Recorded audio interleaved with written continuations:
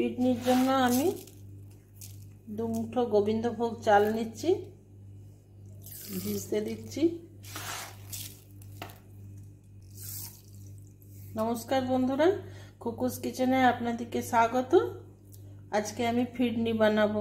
আচ্ছা বন্ধুরা, আমি কিন্তু চালের জলটা ফেলে দিয়েছি, জলটা ঝরিয়ে নিয়েছি। এই অবস্থা আধ ঘন্টা রাখবো। এরপরে চালটা মিক্সিতে চালিয়ে নেবো। চালটা বন্ধুরা আমি গুঁড়ো করে নিয়েছি, গোবিন্দভোগ চালটা যেটা ভিজিয়ে রেখেছিলাম ভালো করে ভেঙে নিচ্ছি। এটা আপনারা শিলনোড়াতেও ভেঙে নিতে পারেন, আমি মিক্সার গ্রাইন্ডারে করেছি। বন্ধুরা এটা আমি ঠান্ডা দুধে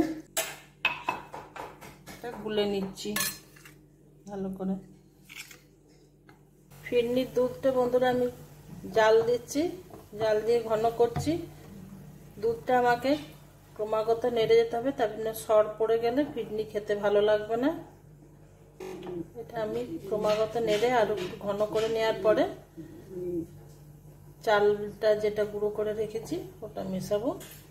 আমি কটা এলাচ গুঁড়ো করে নিচ্ছি। বন্ধুরা এলাচ গুঁড়োটা দিয়ে দিচ্ছি। আচ্ছা বন্ধুরা, আমি এবার এটা একটু আস্তে করে মেশাচ্ছি আর নাড়তে থাকবো।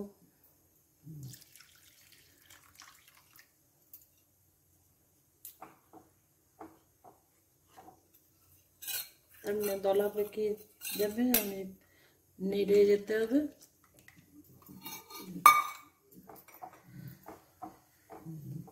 বন্ধুরা আমি এবার চিনিটা দিচ্ছি।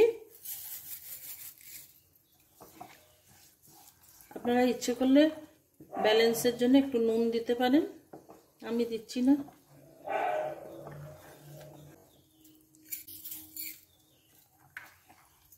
চিনিটা আপনারা যেরকম খাবেন সেরকম দেবেন।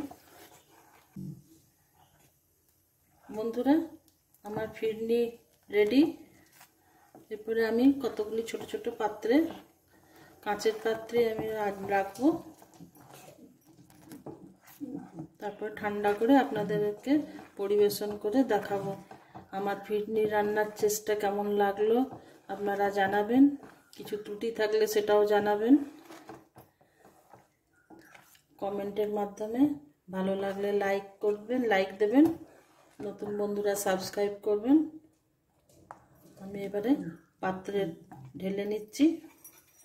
বন্ধুরা আমি কাঁচের বাটিতে আজার করে রাখলাম, এগুলো ঠান্ডা হলে আমি ফ্রিজে রাখবো, তারপরে পরিবেশন করব।